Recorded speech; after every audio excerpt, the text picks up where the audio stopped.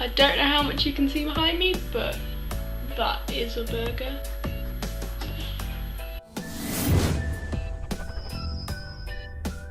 If I'm doing this for the whole video, it's because I just got a haircut and I got a weird, like, almost fringe thing that I'm not used to having. Just talking to my friend about things to do with kind of fashiony stuff that are important to me and things that I'd like to talk about, and I realised jewellery is really, really, really important in my life because I don't change what jewellery I wear. I wear the exact same jewellery every day. Literally, even if I'm not going out of the house, I will wear this jewellery just because it's so important to me. And that sounds a bit weird, and some people think it's a bit grim how long I keep some of my bracelets on and stuff for. I'm just like, to be honest, they have sentimental value, and it's just kind of proof that I wear them for myself, not anyone else. So the first thing that I wear pretty much every day, a couple of them I don't wear every day just because they kind of get in the way a little bit, but they are really important to me, are my 5 rings. The first are these 2 rings here. Christmas this year, my best friend in the whole world, who is great, bought me these rings that say wibbly wobbly timey wimey because I'm a massive Doctor Who nerd, unless you haven't noticed. That'll make a nice thumbnail. This is Handles. I bought him pre-Handles era.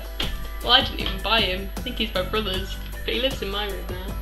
Yeah, so I look at those rings every day and I can remember just how much my best friend loves me and how awesome she is and how important she is to me. Next ring is this one, and it is a Celtic symbol that if anyone watches Buffy, you might recognise it. And the heart symbolises love, and the little crown on the top, that symbolises wealth, and the hands symbolise friendship. And my mum and dad bought me that when we were in Scotland, because we go to Scotland all the time, so that makes me think of my family and how lucky I am to have everyone who's around me. And next one is the most expensive item of jewellery that I own, and this ring from Pandora.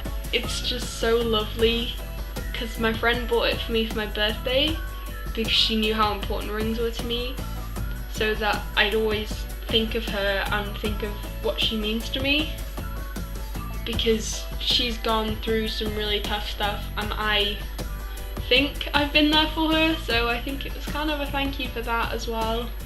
It has so much value that nobody could understand unless it was theirs, if that makes sense, just because of the situation that we were in when she gave it to me. And then this ring is slightly hard to get off, but it is just a silver band, and then it says love on the inside, which I'm not sure how well that comes up on the camera. That's a really weird story behind that one.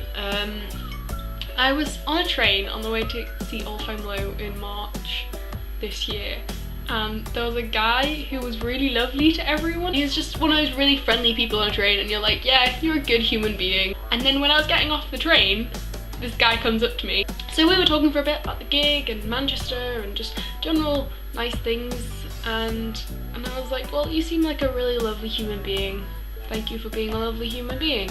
And he was about to walk off, and then he turned around and went, why I wanted to talk to you was, I noticed that you wear a lot of silver rings, and my dad gave me this ring, and then he left me after giving me this ring, so I thought I'd give it to you because I think you'd appreciate it more than I do, because every time I look at it I just think of my dad, and that makes me really sad, and I hope you're going to look at it and think of people doing random acts of kindness.